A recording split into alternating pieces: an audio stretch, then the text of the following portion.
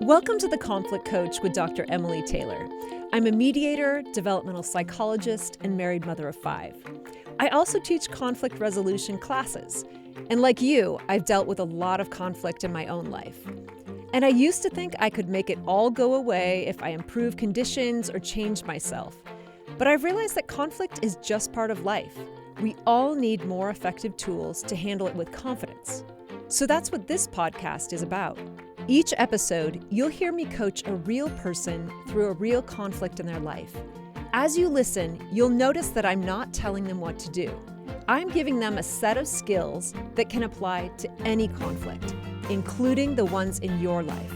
So let's get started. Today, I'm coaching Anne. She came to me looking for some help resolving a conflict that will be familiar to many of you. It's with her husband's sister. Anne's been married for about 25 years, and for most of that time, things between her and her sister-in-law have felt strained in ways that Anne still finds really upsetting. Anne, welcome. Thank you. I'm excited to be here.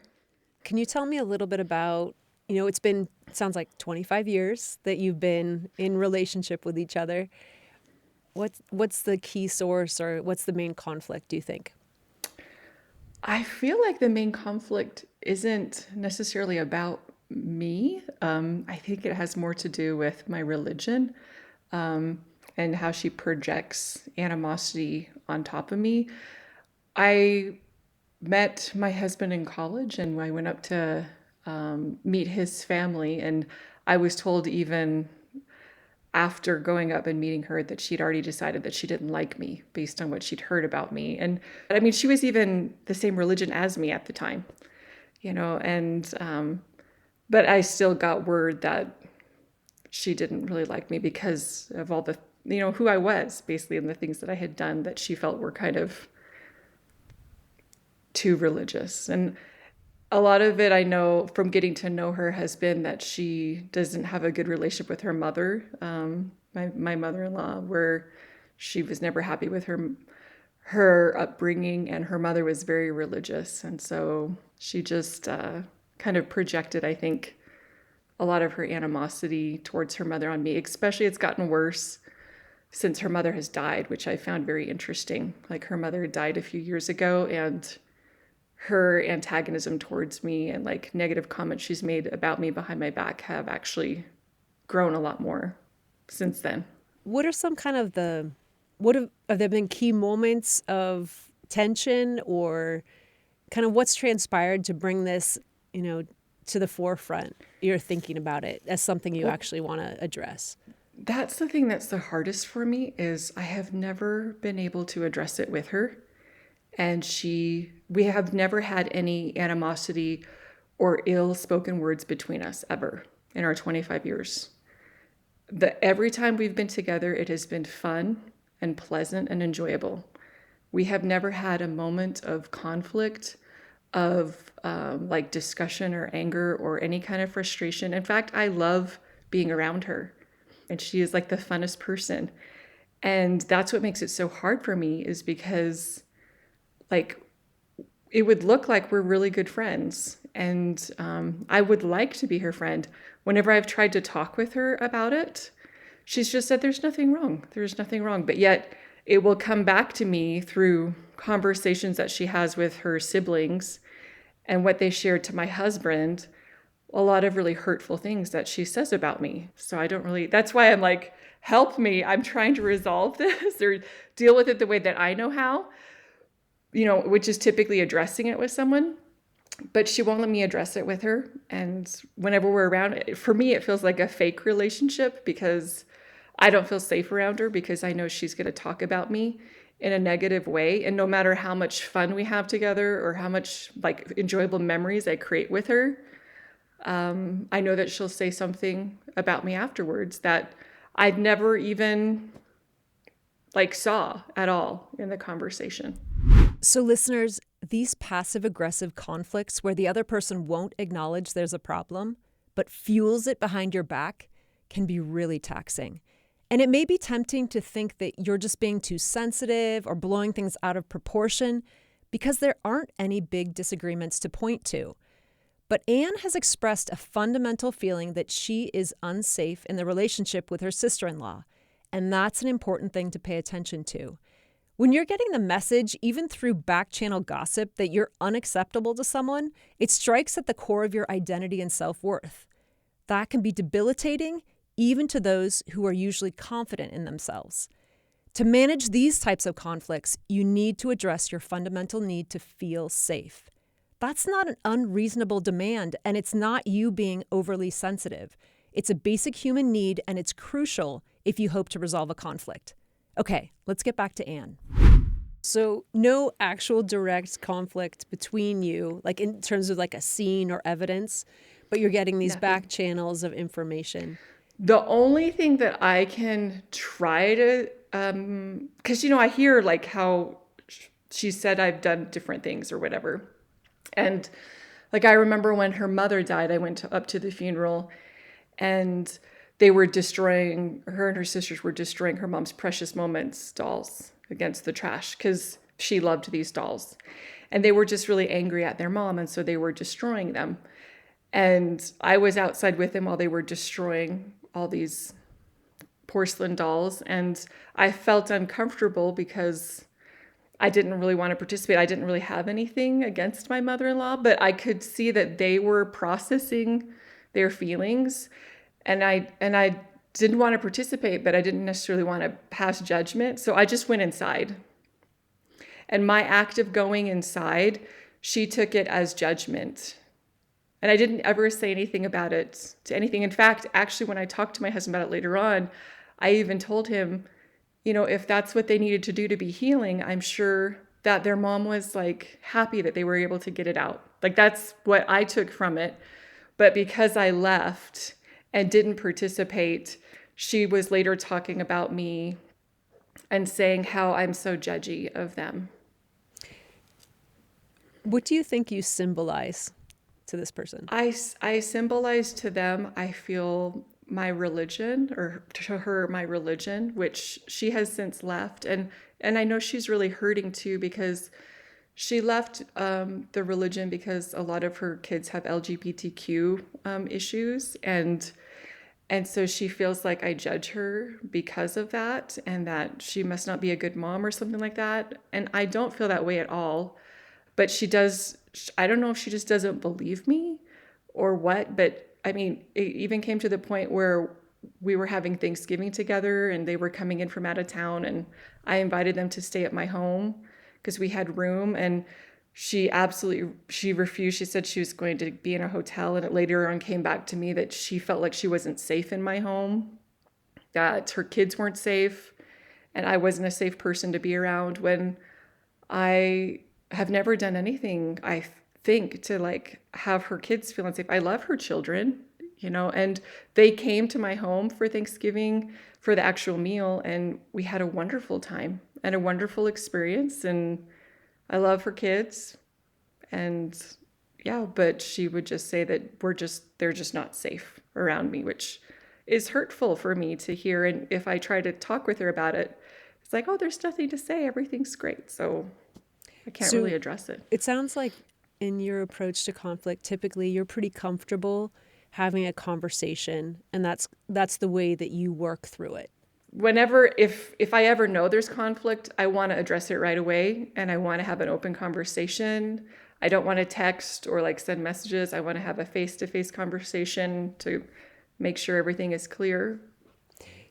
Have you ever been in a situation like this before with someone who really just doesn't like you, and they won't really work with you? Is this? No, I don't think so. Most people like me because, I mean, I'm great.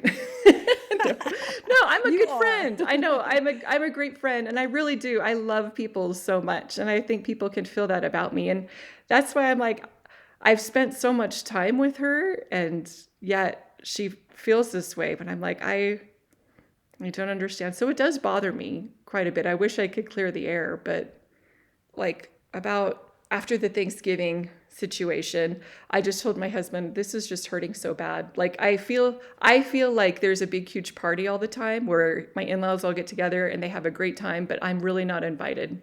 Like, because truly they really don't like me, because that's what gets back to me. And so it's hard.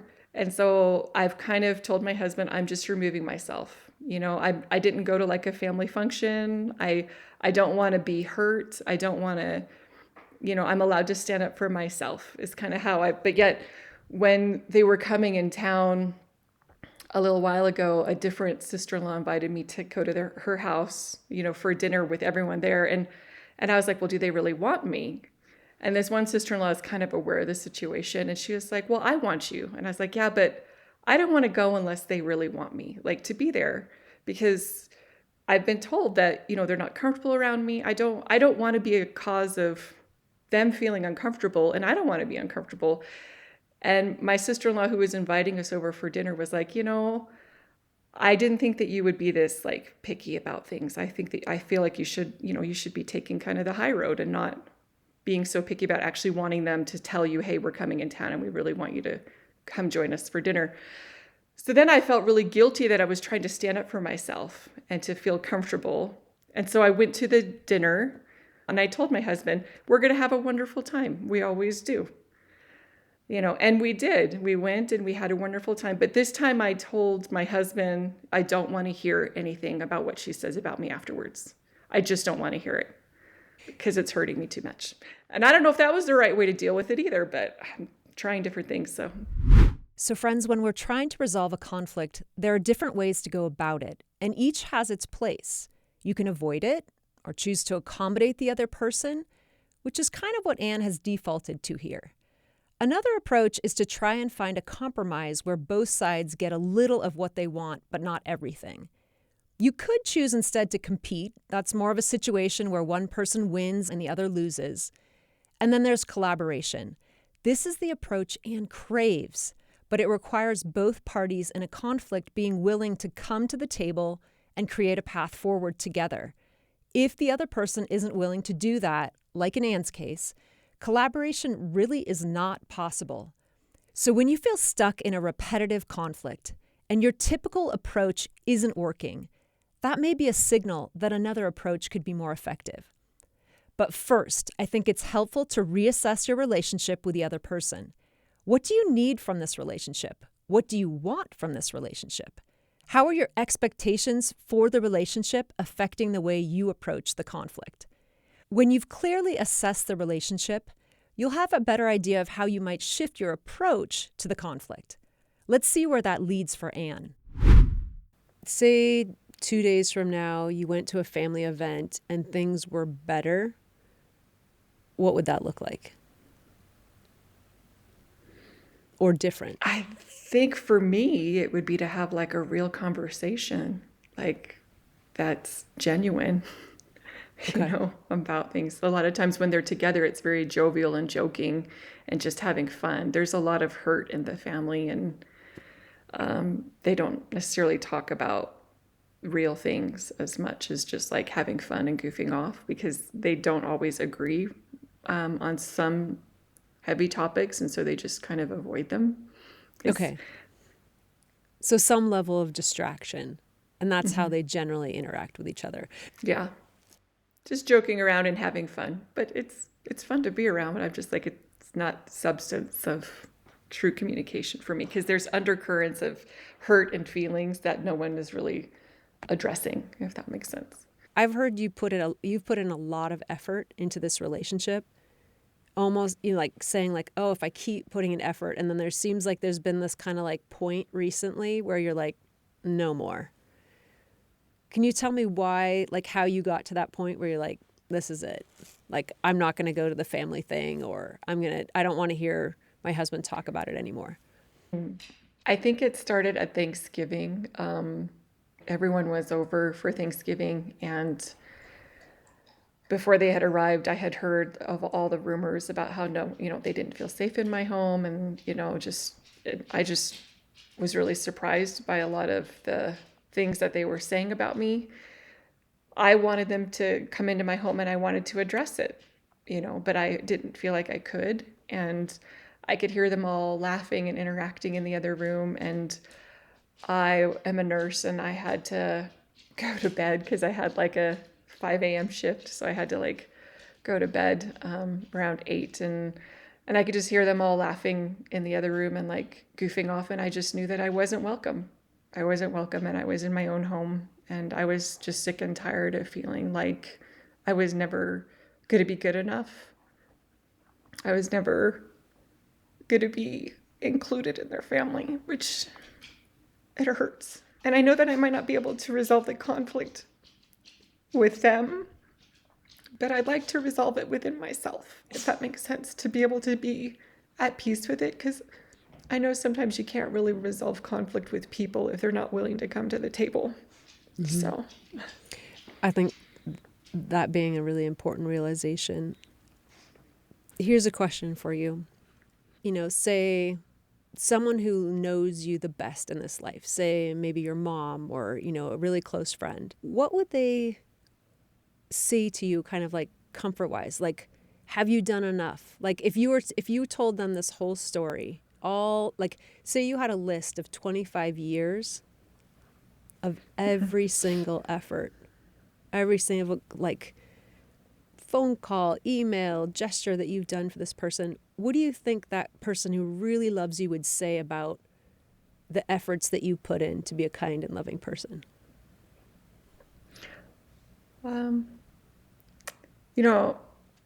You're not the first person I've talked to about this, trying to figure out what to do. And I had a really good friend of mine tell me, if this was happening to your daughter, what advice would you give her?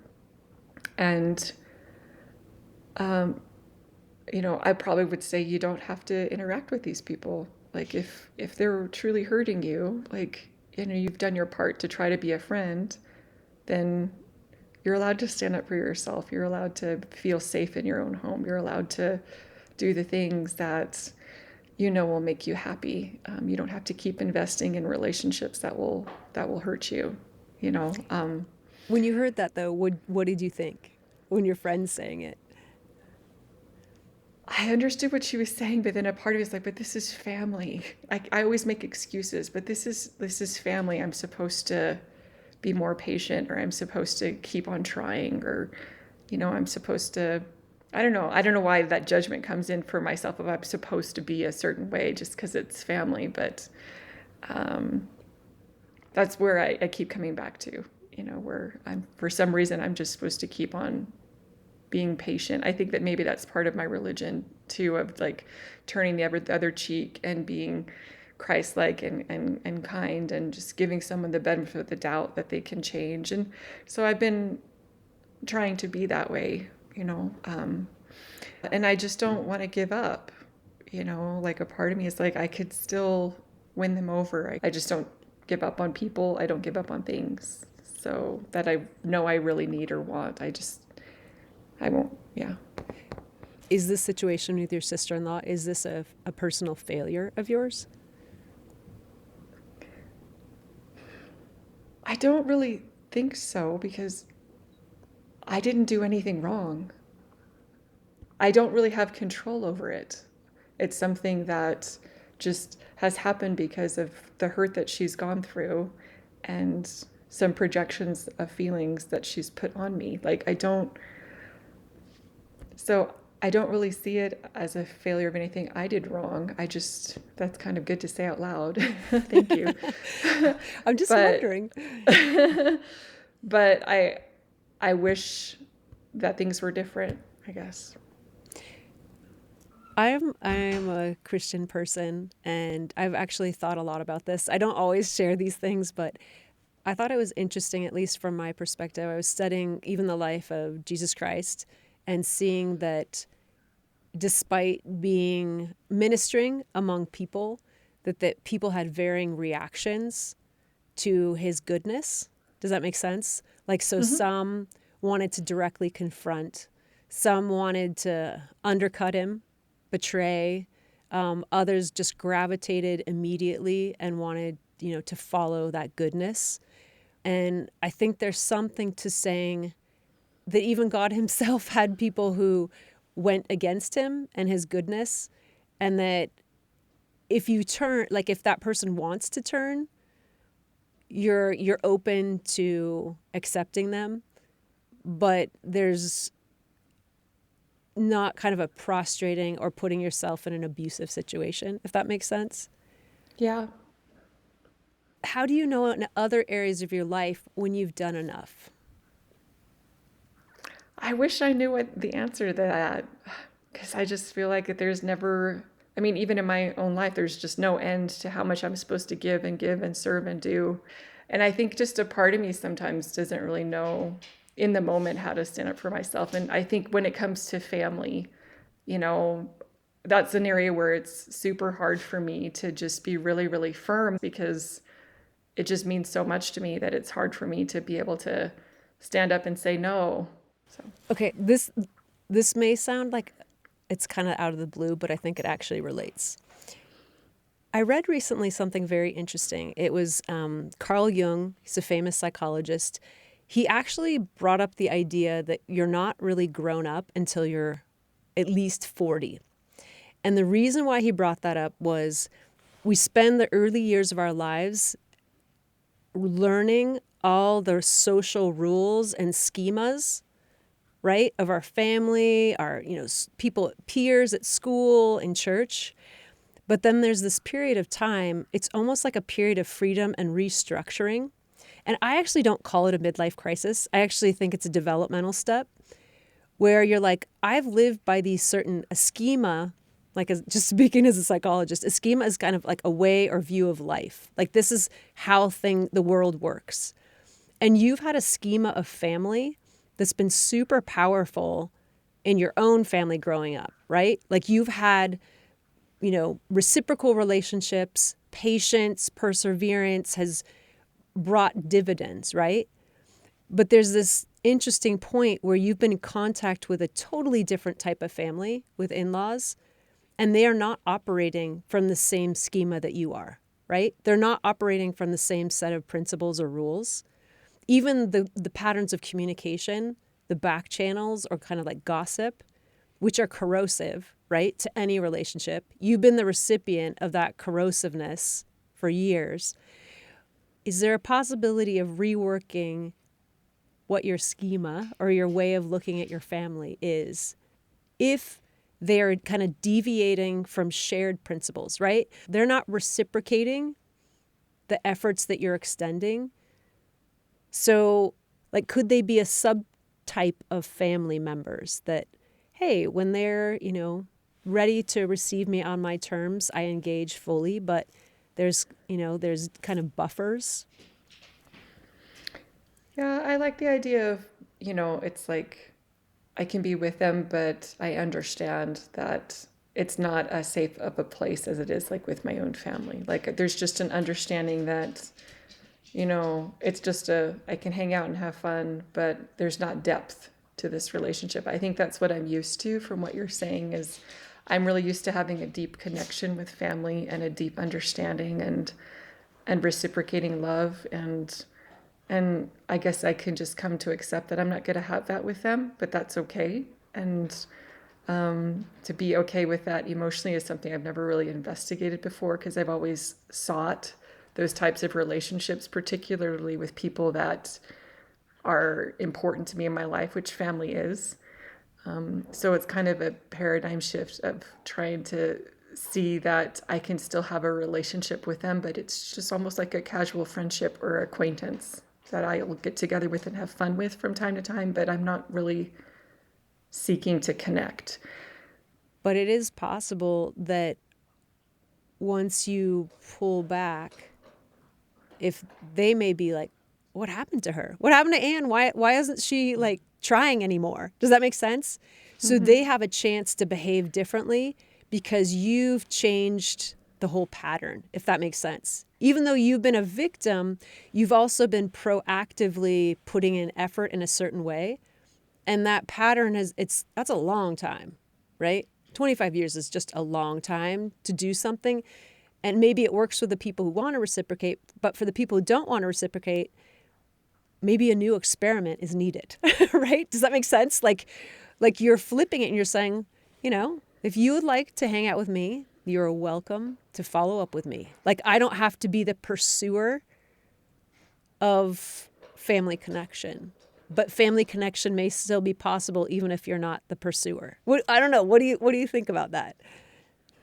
Well, I think that you're right in that, like, I feel like if anything happens or changes, it's probably going to be on their timing, because honestly, I do feel and think that most of their aggression towards me or frustration towards me is on their part. It's in their minds, it's in their attitudes, and it's in their frustrations with their own lives or their own like upbringing and circumstances and everything. And it really doesn't have anything to do with me. But I've seen the value of being patient in relationships, and I guess I just have to trust the process, that life will continue to go forward, and I'm on a roller coaster ride that I'm just on the ride. I don't really have control over everything that's happening around me and around the people that I interact with. So you just need to trust that and know that I am in the roller coaster ride with a really good seatbelt, and I'm going to be okay. I have the people that love me, that truly love me, and I have people I can trust, and that is my security, and I have my Savior, Jesus Christ, who I believe in, and I can trust in them, and I am on the roller coaster ride, but I am securely strapped in, and it's going to be okay. I so appreciate you being willing to talk about this and to openly share with me. I can tell that you're a person that cares a lot about people and that you don't give up on people easily, and that even despite being treated poorly, you still love the people that you're talking about. And I appreciate that you're willing to talk that in that way. Yeah, thank you. I admire Anne's ability to persistently pursue improving her relationship with her sister-in-law. She really values her family relationships and is committed to keep trying to make a connection. But her persistence in continuing to hope for a collaborative solution is leaving her vulnerable and feeling like a failure. So here are a few skills to keep in mind from today's session. First, feeling unsafe in a conflicted relationship can be a major barrier to resolving conflict. The threat to your safety may be expressed directly, or it may come through passive-aggressive back channels, like in Anne's case. Either way, the effect is the same. If your sense of fundamental worth or core identity is being threatened, it can be debilitating. To manage these types of conflict, you will need to address your fundamental need to feel safe. That might look like setting some rules for yourself about when and how you will interact with the other person. It might also involve creating an emergency plan if things go wrong in a particular situation. Second, when one person cares about addressing the conflict and the other does not, collaboration really is not possible.